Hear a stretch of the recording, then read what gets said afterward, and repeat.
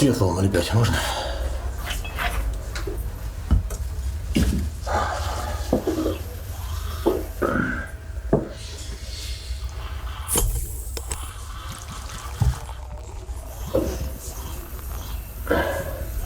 Не расчесывай.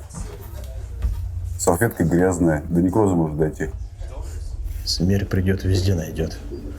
А в моем положении вообще без разницы. А ты что, особенный какой-то? Особенный, блядь. Наказывают меня за долги. Кому задолжал? Тем, кому не стоило. Спасибо. Да, в общем-то, дело пустяковое. Захотел взять травмат. Время, сами знаете, нездоровое. Пошарил по сайтам, а там каждый ствол от 15 кусков. С одной стороны, дорого, а с другой стороны, безопасность отсутствует. Я кредитов до этого никогда не брал. Но вот тут что-то меня переклинило. На районе была одна контора, называется «Ваши деньги». Не особо внушает доверие. Вам не внушает. Мне на тот момент казалось, что это и правда мои деньги. Пришел с паспортом, заполнил кучу бумаг и, главное, сумму прописал. Скромно. А почему 30? Травмат 15 стоит. Во-первых, 15 стоит самый дешевый. Во-вторых, там наверняка еще за поле надо платить. Может, даже за прицел оптический. Иду, значит, к оружейнику и прохожу мимо спортивного магазина. А на витрине самокат. Непростой, естественно, электрический. Характеристики высокие, скорость 30 км в час, а стоит 14 тысяч. Дешевле моего травмата. Ну кто ко мне пристанет, если я на таком электропоне уеду куда подальше? А травмат, ну, нападут на меня. Ну, выстрелю я. Еще убью, не дай бог. И мне сразу срок из-за этого мудака. Но мне же просто припугнуть надо. Решил, что куплю игрушечный, но железный. Чтобы понятно было, что шутки плохие. А железный можно и рукояткой приложить. Сколько раз в кино видел. В общем, купил я себе нового быстрого друга. Долго катался? Долго. Месяца 2 не слежал. И пистолет всегда с собой. Там даже клыки были. Но не особо помогли. У вас задолженность 213 451 рубль. Тут я очухался. Договор пересчитал и понял, что попал. Звоню им, говорю, мол, так и сяк, и деньги потихонечку скидывать могу. Только счетчик остановите. Они мне... Мы уже за ваш долг не отвечаем. Другому банку продали. Северокавказскому. Стал по подъездам жить. Не то, чтобы не ночевать нигде. Просто как-то не лежит душа к домашнему очагу. Но жизнь, она, как говорится, то белая, то черная. А у меня полоса началась северокавказская. Так что считайте этот рассказ моей эпитафией. Так как жить мне осталось часиков 12, не больше. Откуда такие сведения? А мы сегодня виделись уже. В 5 утра пришли в парадную на Петроградке. Ночевал там. Взяли под руки и во двор. Привязали к карусели. Видимо, паяльник с утюгом не в моде больше. И начинают вращать. 100 оборотов. 500. 1000. С каждым разом все быстрее. Быстрее. В какой-то момент казалось, что это никогда не закончится. До сих пор все вертится, как центрифуга. А тот из них, что потолще, подходит ко мне и говорит: завтра в это же время принесешь деньги. Если не принесешь, выломаем ребра, разобьем лицо. Тебе это надо? Попытаешься сторониться? Найдем. Земля, говорят, круглая. Если мусордешь, примеришь деревянную коробку. Понял? Может быть, тебе какое-нибудь копье подкинуть? Спасибо, уже подкинули. Слушай, если людей подсуетить. Каких людей? Ты что ли хочешь быть должен? Он труп? Полегче стало, выговорился.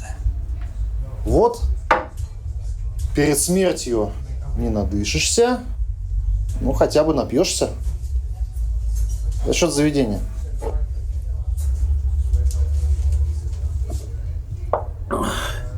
Спасибо.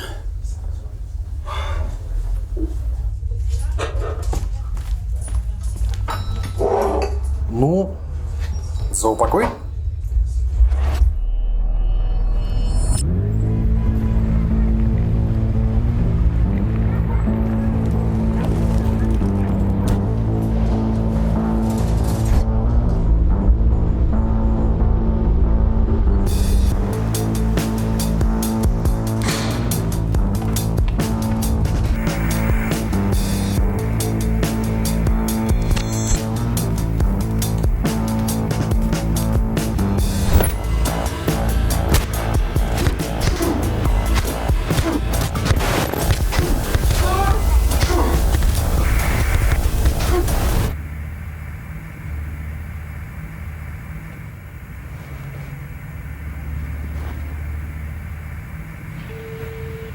Оператор такси Бон Вояж, здравствуйте, откуда вас забрать?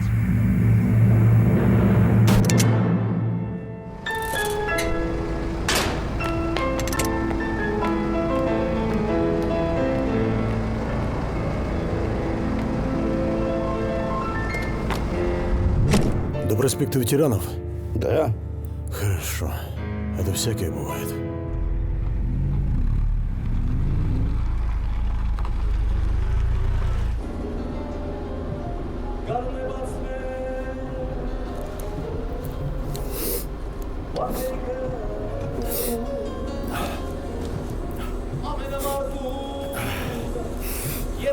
Побили? Да, не совсем. Как это?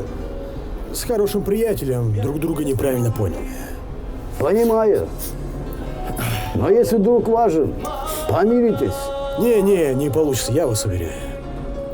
Вы что-нибудь слышали о нимфомании? О чем? В двух словах, это болезнь, когда женщина не может существовать без секса. Слушай, такой болезнью весь мир болен. Так вот, к чему я это все? У моего друга Игоря есть жена, Ольга. И он мне очень часто рассказывал о том, как она горяча в постели. Но оказалось, что дело вовсе не в навыках. Оле нужен секс. Хотя бы раз в месяц. Иначе она попросту умрет. Заболевание у нее такое генетическое. Оля потеряла невинность своим приятелем в первую брачную ночь. Через год у них родилась дочка. Назвали Наташей. А Ольга после родов как подразошлась по швам. Игорь и решил ее не тревожить. С месяца 2 у них ничего не было. И за это время Оля поменялась. Лицо серое, будто мертвое. В общем, уже в больнице выяснилось, что болезнь по симптомам определить нельзя, но состояние критическое. А Ольга лежит полумертвая и молвит им: Трахни меня. Трахни меня, пожалуйста. сделал дело быстро или медленно, молчал. Но на утро просыпается, а Ольга уже бодрствует. Завтрак приготовила, ходит, улыбается. Это потом они уже выяснили, что Ольге, оказывается, это от матери досталось. И если Ольгу оставить без секса на месяц-два, организм в истощение приходит. Так, а у тебя что случилось? Не спешите, скоро я к этому перейду. Игорь – прораб на стройке. Дома делает новые. В прошлом году ему так случайно ломом зарядили. Крепко зарядили. Куда? В то место, где дети нерожденные своего часа ждут. Ах ты ж, еб твою мать. Да, сказали, жить будет, но главный инструмент ремонту не подлежит. Стали думать, что делать. Через неделю Игорь позвонил мне. Я приехал. Да, Игорь меня, как лучшего друга, попросил переспать с Ольгой. О как? Ради спасения семьи, естественно. Ну, я сначала опешил, но они объяснили ситуацию.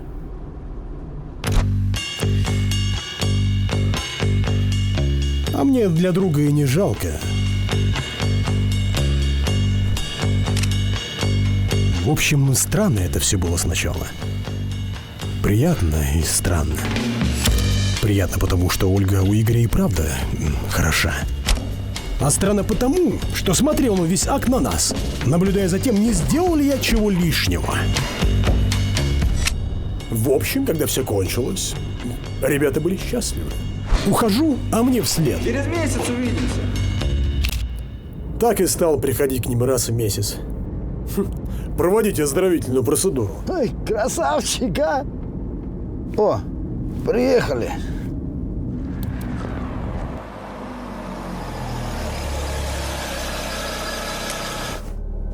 Слушайте, я, кажется, телефон дома оставил. Давайте обратно поедем. Плачу столько же. Брат, за такую историю я тебя обратно бесплатно отвезу. Что там дальше было, а?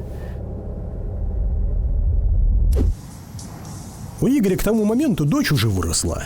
Красавица стала. И стукнуло ей 17, когда я уже целый год посещал их семью. Однажды Игоря позвали на вахту. Дом чиновничий строить на Алтае. Деньги хорошие, командировка на полгода. В общем, Игорь уехал, а мы с Ольгой продолжили. Лишь чуть увеличили посещение. С 1 раза до 4 месяцев. И Ольга говорит: Ты ж ведь уже у нас, пока Игорь не приедет. Всем проще будет. так и стали жить. Почти как семья. Ольга готовит, Наташка в последнем классе учится.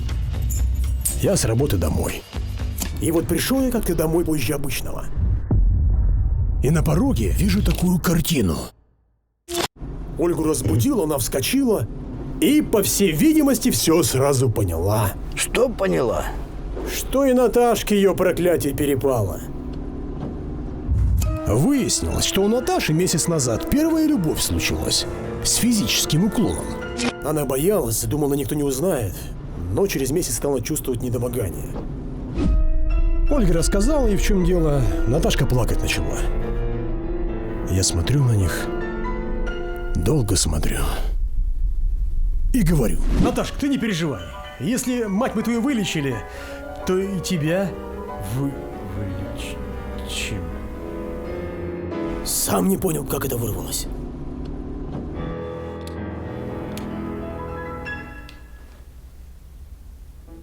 Наташ, да ты не переживай.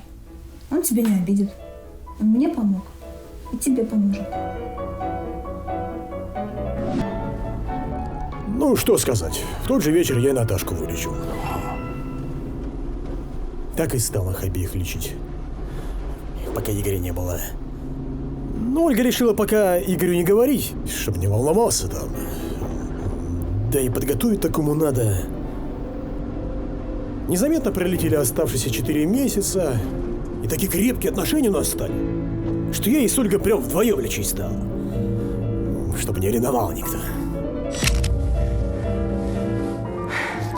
Весной это было. В спальне мы втроем. И вот в момент интенсивной терапии никто и не заметил, как была распахнута входная дверь, и в квартиру вошел Игорь, вернувшийся с командировки. Ему, оказывается, заказчики подсуетили на Алтае профессиональный ремонт полового инструмента через шамана какого-то. Специально про возвращение не говорю. Сюрприз сделал.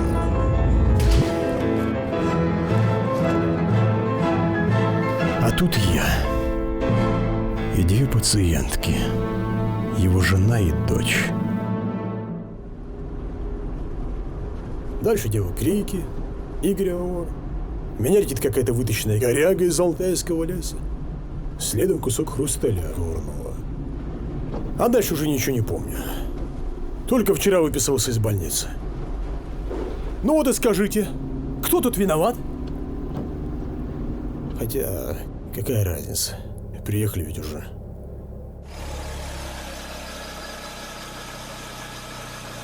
Брат, а ты обратно не поедешь? Да не, вы же меня сейчас к ним везли. Но что-то я подумал, рановато еще. Приезжать и прощения просить. Еще подожду. Спасибо вам.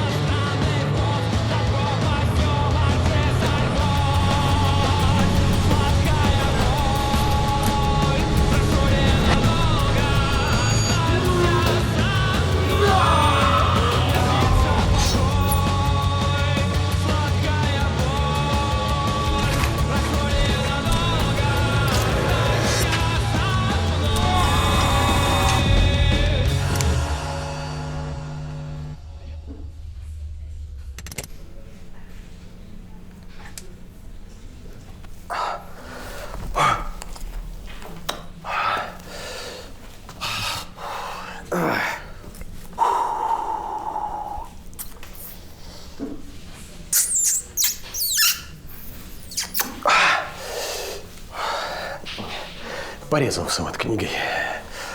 Вы знаете, мне мама говорит, что я человек 33 несчастья. Молодой человек, не морочите мне голову, себя сами только что порезали. Естественно, сам. Было бы странно, если бы кто-то другой полоснул меня страницы книги. А вот вы слышали, что под микроскопом лист бумаги выглядит как зазубренная пила? Кстати, если не обработать рану, обеззаражение может привести к инфекции. Говорят, до некроза может дойти. У вас антисептик есть? Молодой человек, вы давно были в больнице? Что? Откуда у вас эти увечья? Да кто вы такая, чтобы я перед вами отчитывался? Врач? Точнее, психиатр. Не обманывайте себя. Потому что когда ваша фантазия иссякнет, рано или поздно это произойдет, вы останетесь ни с чем. Я всего лишь хотел с вами поделиться. Выдуманные истории. Знаю, проходили. Дурак дурака. В каком смысле? Ну какой из меня психиатр? Ладно, смотри. Прошлый четверг вывихнул локоть при спасении ребенка на озере. Вот это. Октябрь прошлого года. Ножевое ранение при нападении в Мурино. Интересно послушать. А вот это март 1988 года. Травма черепной кости от выстрела при теракте в самолете Ту-154, направлявшемся рейсом Иркутск-Ленинград. Впоследствии установлена титановая пластина, нарушение опорно-двигательной системы и заикание. Складно? Мне очень жаль, что вам пришлось это пережить. Вот. Что? Вот эти глаза. Ты же ничего не делаешь. Покалечишь себя немножко. А им как понаплетешь, посмотришь, у них глаза загораются. И от этого сразу такое чувство, будто летаешь. 88-й год? Да год моего рождения, идиот. Ты что-то молчишь, ты давно все понял. Слушай, а давай здесь что-нибудь разыграем. А ты сначала ты меня ударишь, потом я тебя. Такое не в моих правилах. А кто тебе сказал, что мы будем играть по твоим правилам? Ну, тебе же хочется меня ударить. Ну, давай. Я так не могу сразу. Мне что-то нехорошо. Ладно, давай по-другому. Я все-таки пойду. Ты никуда не пойдешь!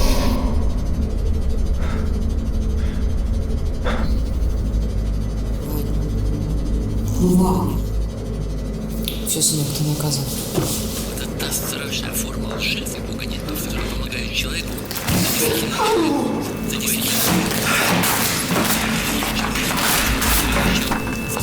Вань.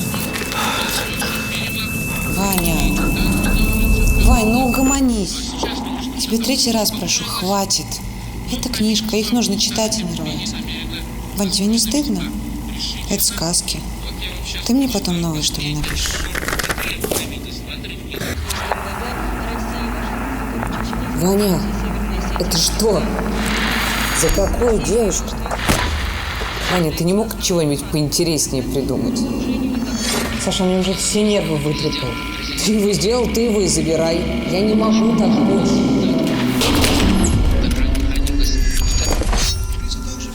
Знаешь, Вань, тише не скажи, как об стену горох.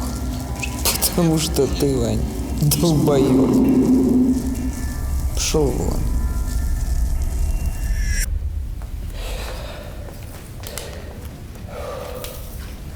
Мария Фридовна, вызывайте полицию. К нам опять какой-то ширяльщик зашел. Вы уверены? Ну не от Хадигера же его так таращит.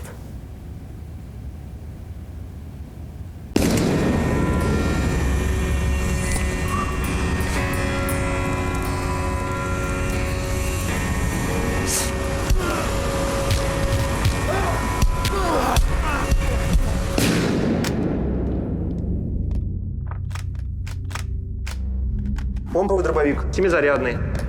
Такой был у керченского стрелка. Советская классика. ТОС-34, охотничья. Из таких иногда в кино обрезы делают. Есть вариант покомпактнее. За полтинник отдам. Берешь?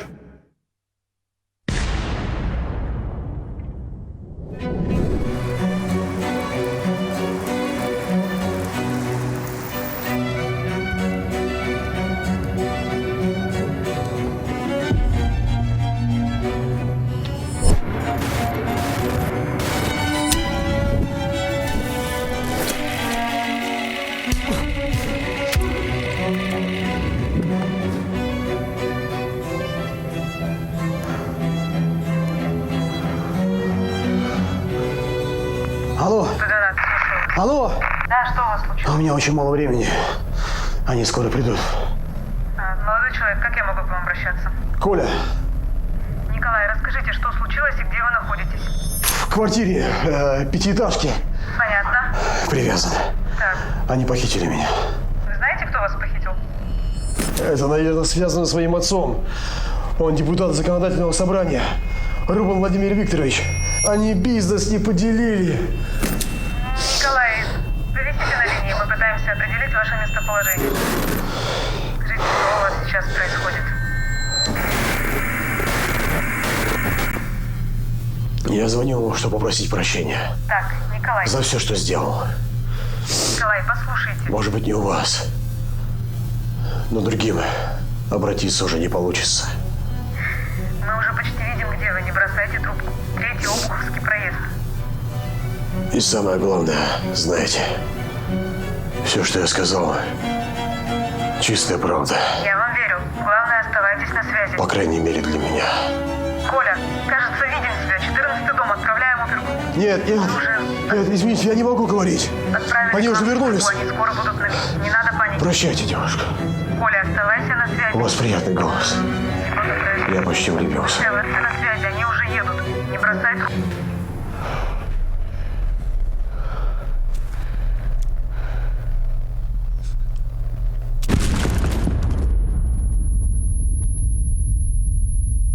Ну вот и все.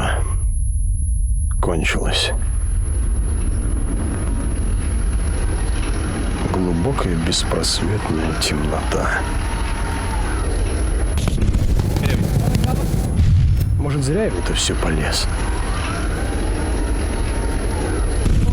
Вальхалой тут явно не пахнет.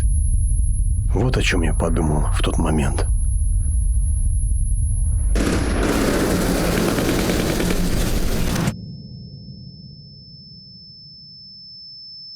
И тут сильный звон в ушах. Я глаза открываю. Картина мутная. Кое-как понимаю, что рядом Вован валяется. У него кровь ручьем. Ногу потерял. У меня тоже все в крови. Осколок брюха задел. Мы на 3-м этаже. Я слышу, снизу кто-то поднимается быстро. А наши-то все тут. Дух, походу, проскочить решил. Я на приклад опираясь, кое-как поднялся, АК прижал к груди и в засаде жду. Только на наш этаж зашел, я его на лестнице встречаю и очередь в грудь. А я прошу прощения, что вмешиваюсь. Вы это так ярко что рассказываете? Стрелялку компьютерную. Я тут не про игры рассказываю, а как на войне чуть не отъехал. А ты где воевал? В Сирии, а что? В каких войсках? Не твое дело. Не мое дело. Так я там воевал, сынок. И не только там. У меня боевых выходов больше, чем прыщей на твоем лице. Если ты, как я, воевал, и тебе правда моя не нравится, может, ты свою правду расскажешь? Как воевал, как убивал. Чего не расскажешь, как там было на самом деле? Я тебе, щенку, рассказывать должен, как наши пацаны на минах подрываются, как они у тебя на глазах пули лбом ловят. Ты живешь спокойно и живи. И нахер тебе не надо ничего знать. Вот именно. Не надо. Не нужна такая правда. И доконут алитуридо, эту сит. Але как это, их шаг саме фале, интусит. Чего? Что ты не понял? Он же в Сирии воевал, а языка арабского не знает. Да его никто из спецназа не знает. Может, фразы какие только. Никто из спецназа, а я разведчик. Лужник ты, а не разведчик. Ты посмотри на меня. Я, по-твоему, сам себя изувечил? Это война. Это смерть. Это пуля. Ты вроде воевал, сам все знает тоже. Если ты, конечно, не фуфлагон. Чего? А что? Насмотрелся военных фильмов, придумал себе, что воевал там где-то. А сам у телевизора охоту крепкого лакаешь за место сухпая. Ах ты, сука! Мужики, отставить кипиш! Тварь, я тебя найду! Отпусти, не сам пойду! Разведчик хуя.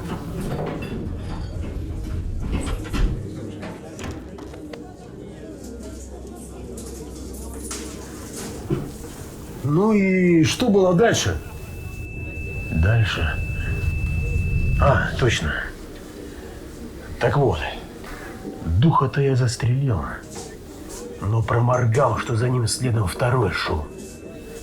И пока я первого гасил, второй мне одиночным из автомата. Бац! И прямо в голову.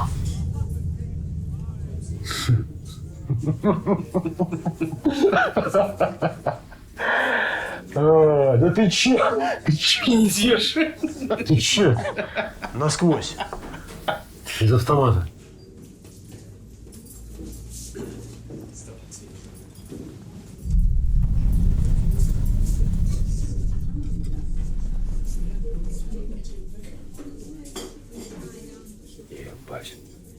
А вы не верили.